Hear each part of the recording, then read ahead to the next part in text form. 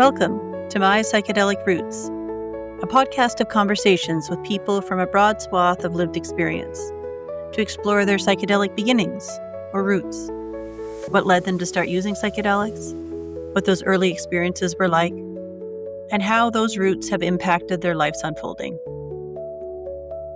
My name is Amy Bartlett, and it is my hope that these stories, generously shared by my guests, offer perspective and insight into the lived reality of psychedelic experiencing. So whoever, wherever, or whenever you are, welcome. I'm glad you're here. In today's episode, I sit down with Jaz Cadoch, an Amazigh Moroccan Jewish woman dedicated to rebuilding a relationship with her lineage, and a cultural and medical anthropologist who has spent the past 9 years studying the integration of psychedelic medicines into modern Western policy, medicine, and culture. Jaz's work in the psychedelic space spans community leadership, educational curriculum development, and ethical business consulting with a focus on fostering responsible and equitable practices within the transformative field of health and wellness.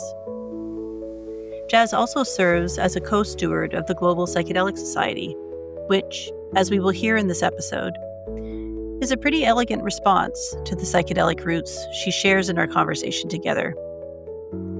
Those roots include feelings of loneliness and disconnection in childhood, and also finding solace in her shared experiences supporting others and being supported in kind. I met Jaz as we were both helping to organize psychedelic societies in our respective communities. I've always experienced her as a person truly dedicated to cultivating and celebrating the role of community and human connection in psychedelic spaces. And so it was a pleasure to spend some time together unpacking her personal and spiritual beginnings and how those have helped shape her involvement in psychedelic community building. And so, let's hear more about Jaz's psychedelic roots. Wonderful. Welcome, Jaz. It's so nice to be in conversation with you today. Yeah, thank you, Amy. Thank you for having me. And so as we jump into our conversation today, I'm wondering if there's anything that you'd like to share with folks about who you are, what's important to you as we start to talk about your psychedelic experiencing journey. Yeah, thank you for asking that. I'm really looking forward to this conversation with you. Oh. Yeah, I think I'll start off by just doing a little bit of a decolonized introduction, which is something that some of my teachers have taught me to do, which basically gets us out of the mind frame of, you know, here are my credentials and why you should listen to me, and really brings us into the humanistic element of just who I am as an individual. And so, yeah, I identify myself as an Arab Jew. So I'm a Moroccan Jew.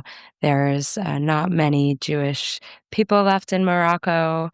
And what that means for me is that I hold a lot of conflicting identities within my heart and my soul. And a lot of my spiritual work right now is focused on remembering a lot of practices that have been lost in my traditions. And yeah, I am also a daughter and a sister. I am a cousin of a family that is really basically like my siblings, Mm. and I am a partner and a community organizer. Actually, last night I was at my rabbi's house doing some studying, and I had the realization that I don't know myself without the mirror of my community. Hmm. And so to me, being a community leader and having community really at the forefront of the things that I do contributes to my self knowing. And that without that kind of community accountability that I have in place, then I can't truly be like honest and self aware with who I am and who I want to become. So, Hmm. yeah. Well, that's beautiful. I know you do such important community work, and I'm glad that that community work both provides a way to know yourself, but also a reminder to find yourself and to be yourself in the midst of, not just Mm. with. It's Yeah. beautiful. So, as we're talking about the who you are and how you hold yourself in the world, I'm curious if we could go back a little bit into your childhood and talk a little bit about your younger self before you encountered psychedelics. I'm curious, how would you describe your way of seeing the world or understanding the world in relation to yourself? Mhm. Yeah, it's interesting. I find when people ask me about my childhood, it's a really hard thing to access for me, That's fair. and I'm wondering, if, like, there's some more work that needs to be done there to go back to these experiences because it really feels like it's a big blur, and I think the reason for that is because there was a lot of, I think for lack of a better term, like, emotional survival Mm. as a child, and I grew up in a really privileged home, not, like, financially privileged, but, like, my family was deeply loving and caring and really prioritized, the safety of the home. However, I had a sibling that just needed a lot more attention than I did, and so it was a lot of just taking care of self and entertaining myself and really just being in my own little bubble all the time, and so I also struggled to really have close friends. I often felt left out of things. And so, yeah, I think like when I look at my childhood, I actually feel like I never really belonged in many Mhm. places. And I felt quite confused about, the purpose of life and what Mhm. we're doing here. And before encountering psychedelics, I went to a private Jewish school my whole life and felt really confused about the education I was being given. And, even though now I have a lot of connection to the Jewish world, that only came after about 15 years of psychedelic use. And it was a returning but I did a big rebelling away from Judaism because what was being taught to me was really just not resonating. And yeah, I can go deeper into that, but I'll just leave it there. It just wasn't resonating with me as a child, and so, yeah, I felt kind of, like, lost and confused and didn't really know what was exciting for me. I didn't have a lot of hobbies, though I did love dancing, and that was pretty much all of it, and music was something really valuable to me as well. I grew up with a father who used to be a disco DJ in the '80s, and so we were just raised on all kinds of music. Music was really at the core of, not learning how to play music, but just listening to those classics, lots of Queen and lots of yeah, just all kinds of stuff, and yeah. Yeah, that's well described, the sort of the light and the shadow in that Mhm. childhood context. I'm curious, in the midst of navigating some of that loneliness and feeling a bit forgotten, and disconnected, did you have any relationship to wonder or to spirituality or to even altered states of consciousness as a child? I was raised in a pretty religious home, so the Mhm. concept of God was definitely really present, and there was this really clear avenue on how to access God, Mm. right? And though it wasn't necessarily like spiritual, I would say there's a huge difference between like a spiritual connection to God and a religious access to God. It felt a little bit more like ascribed and almost like not as supposed to, but like you're allowed to talk to God, so you can and go ahead. And not like like you should be talking to God, but it's like it was normalized in my home, and so I would, like, speak to God about things that I desired, but I wouldn't say it's quite at the level of, depth of understanding of the spiritual realm.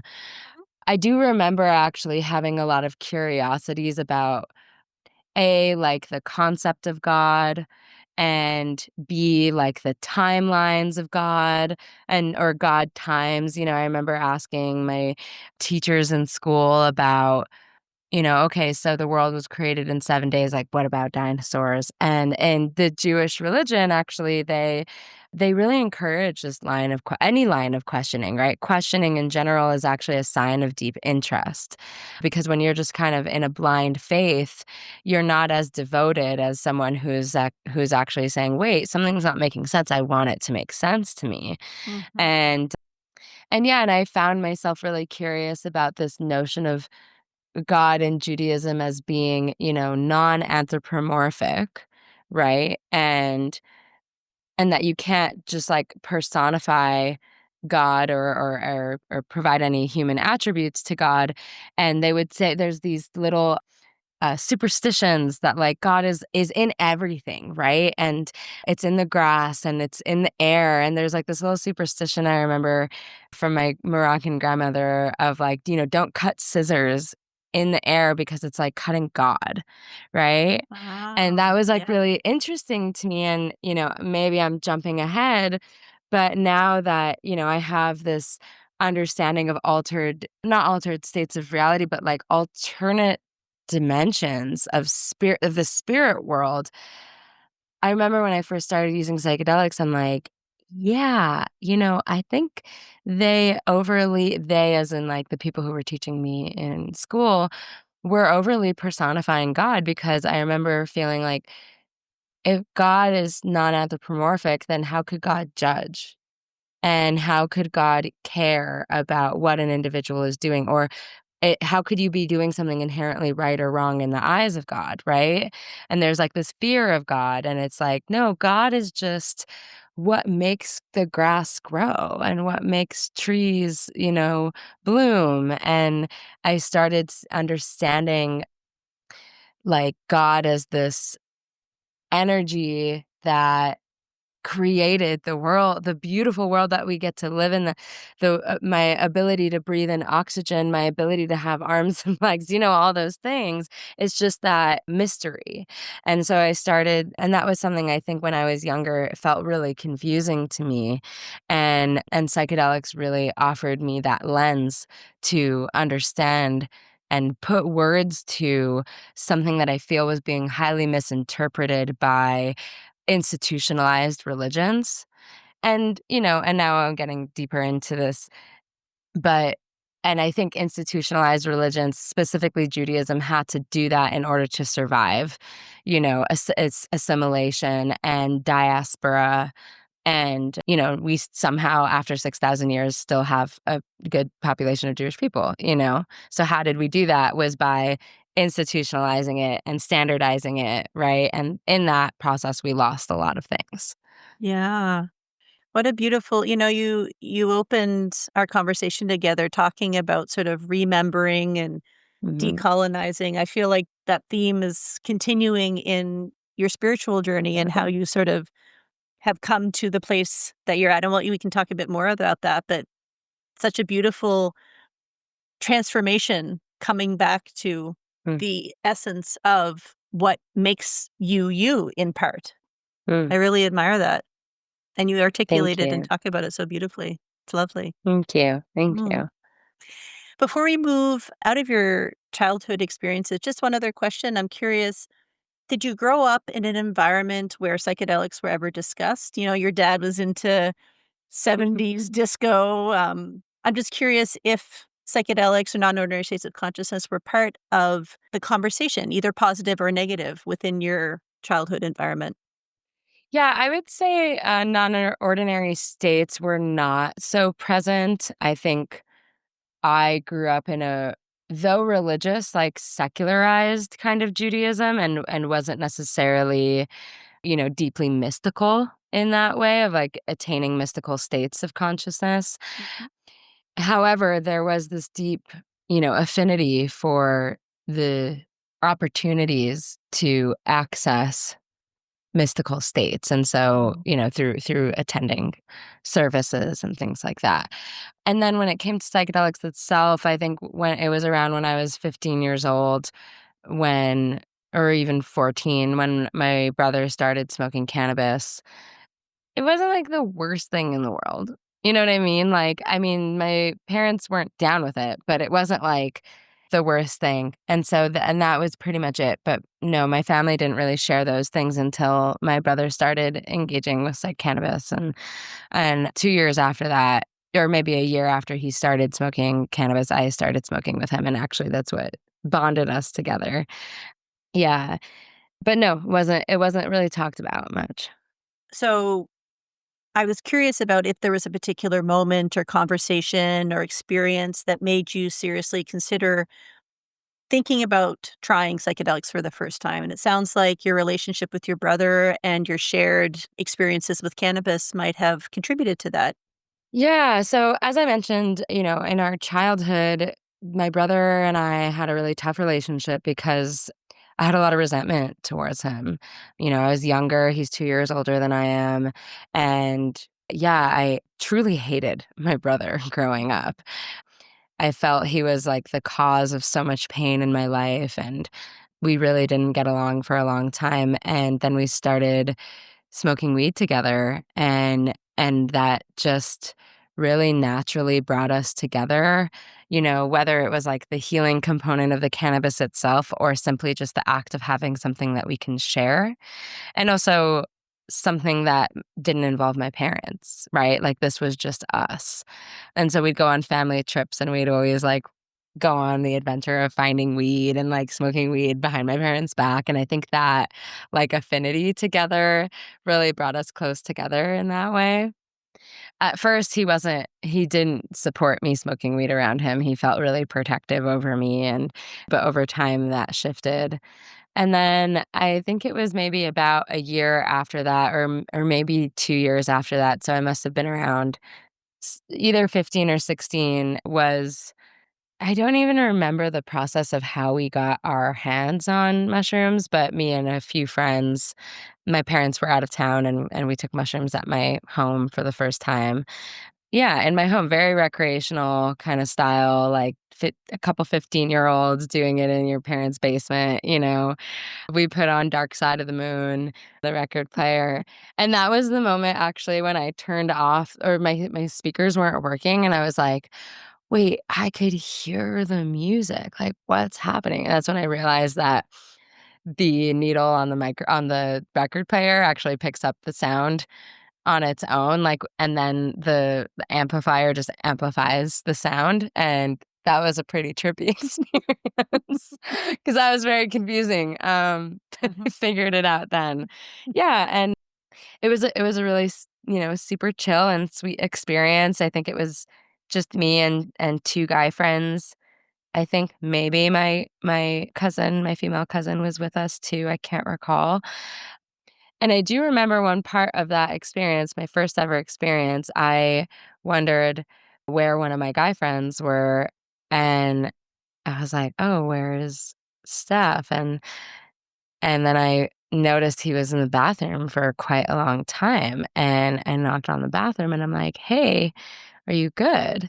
And he let me come in, and I see him sitting on the floor, just going through a deep experience, and I'm like, "Hey, what's up?" And he was under the impression that one thing happened and it didn't, and I, like, walked him out of the bathroom. I'm like, "It's okay, we're gonna get up and it's gonna be fine," and my first ever psilocybin experience, I'm supporting my friend through a challenging experience, and that really did continue on in all of my experiences when I was younger. I always kind of kept myself as the person who would never quite go out there so that I can Mm. stay enough here in the event that somebody needs me, you know, and very much became like the helper. And that became my role. And yeah, and I think from around 16 to 18, we were kind of playing around with mushrooms quite a bit and would have those experiences. And then it was around the time of 17 or 18, I started reading Terence McKenna's work Mm. and got my hands on It wasn't Food of the Gods. I mean, maybe it was Food of the Gods. I think the first one was True Hallucinations. And that's when I realized, like, whoa, mushrooms are actually something that have been, like, stewarded by indigenous people for generations. And we don't have the same reverence for mushrooms as we do for ayahuasca. And I remember knowing this when I was like 17 of like, ayahuasca has like these huge rituals around it and here we are just a bunch of kids playing around with mushrooms. And I told all my friends, I said, "Guys, we are being unethical taking mushrooms." And I said, "Let's switch to LSD." Because it's not as unethical. We're not really like doing things without the reverence and the respect because I was reading and understanding just how profound some of these experiences were in Colombia, I think is where True Hallucinations takes place. And then when I was 18, I started taking LSD every weekend. So I swung the pendulum really fast, and I say now that I definitely was not respectful in my relationship with LSD. However, to be an 18-year-old in Canada, that's the legal drinking age, instead of drinking every weekend, I was taking LSD every weekend. Actually, I think bode pretty well for me overall. It really helped me really step into myself and really expand my consciousness in a way that felt, yeah, I just truly wouldn't be who I am today without that. And and I actually started noticing that my grades were improving. I was in CEGEP at the time, which in Quebec, only Quebec has CEGEP, but it's that kind of pre-university, after high school, before you get into university. And I started noticing my grades were improving because I found myself just craving. I had this deep desire to learn and to Mm. expand my mind, and every weekend I would spend these weekends just, like, debating concepts with my friends, high on LSD, and then would come the school week, and I'm like, "Wait, I have the privilege of sitting in front of someone who is deemed an expert in their field, and they get to teach me all these things, like, let me learn so much more." And actually, I just remembered I had a writing class where my professor was it was a creative writing class, and my professor was, like, I think, like, moving us through these, like, writing prompts or creative art prompts that were dictated by Alex Gray. And, I was 18 at the time, and I knew all about Alex Gray, and I was super down with it. I think I had gone to COSM and things like that, and it was just such a cool time as a young adult to really be expanding my consciousness. And yeah, and in hindsight, it's almost like I was doing, like, this, like, macrodose regimen. So, like, with microdosing, like, we take 10 milligrams every or whatever, 10 to 20 milligrams every 3 days, depends on what protocol you're doing. And then those effects will last up to 3 days. And so now imagine you're taking like 100 micrograms of LSD every weekend or even 120 micrograms every weekend. That's gonna last 7 days. Like, the impacts of that will last 7 days, and that's really how was noticing, like, we do microdosing regimens now so that we could be more, like, productive members of society, and I was totally doing that just on a macrodose level. And so, yeah, so I think I definitely abused LSD, but I think all in good spirits, and then there came a time where I softened my use, and I was like, "Cool, I got the message, I'm gonna hang up the phone now," but, there'd be times where we would rent a cabin up north and take, like, 4 hits of acid and just, like, really just what happens to my mind when I do this, and yeah. What I hear in thank you so much for sharing Yeah, and so that super recreational ultimately. Yeah. as is many people's first sort Mhm. of foray into the psychedelic space, yeah. Yeah, yeah. Part of what sounds like a real echo from your childhood is this curiosity and this wanting to learn and being committed to learning, and I really How would you describe some of the major takeaways from this sort of introduction to psychedelics that you experienced? I actually found there was quite a bit of arrogance, Hmm. which I'm sure you've seen much of. In the first few years that somebody's engaging with psychedelics is especially like in those younger years and early years of the quote psychedelic renaissance, right? Like we didn't have, I don't know, let's see. This was probably in 2010. And we just didn't have the same information that's out there right now. Like I remember looking on Google and like trying to find things and there's just like nothing.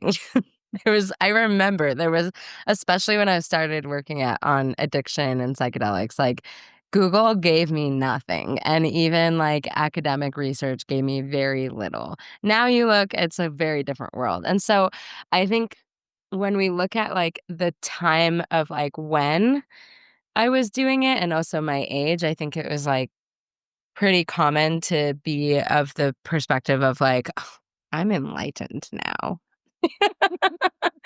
And I was really like a holier than thou kind of moment. I was feeling a little holier than thou and arrogant in my understanding of the spiritual world, which also had me feeling like an arrogance against religion. And, like, this arrogance of, like, well, religion has it all wrong, and that's really where a lot of, like, the rebelling was happening. It's like, I know the true spirituality, and religion is fucking it all up, for lack of a better term. And then in terms of, like which, of course, shifts over time, but that was, like, the original feeling. Yeah. And then in terms of, like, what I continue to take from there is just as I mentioned when I was a child, like, I felt quite lost, and when I was in this time of exploration, I was also around friends who seemed to really know themselves Mm. in terms of, like, what they wanna do, like, they're an artist or they're a chef or they're a musician, and I really just didn't have a thing. I didn't know what my thing was, I had no, like, passion, and then I started writing about, like, the psychedelic movement. I was just so impassioned by the experiences I was having, and then next thing I knew, the culture around those experiences became so exciting to me, and so I started studying, like, the hippie movement of the '60s, and then I went into cultural anthropology and started studying rave culture, and then medical anthropology and started studying addiction and psychedelics and so what I take from those experiences, those earlier, younger experiences, like that curiosity that you're speaking to and the spark of curiosity that it provided to me, like really gave me a path to go down around like, oh, like what's my thing? And now it's been a decade I've been researching and working in the field and I mean, now I get to speak on huge stages around it, and I really just wouldn't have stepped into this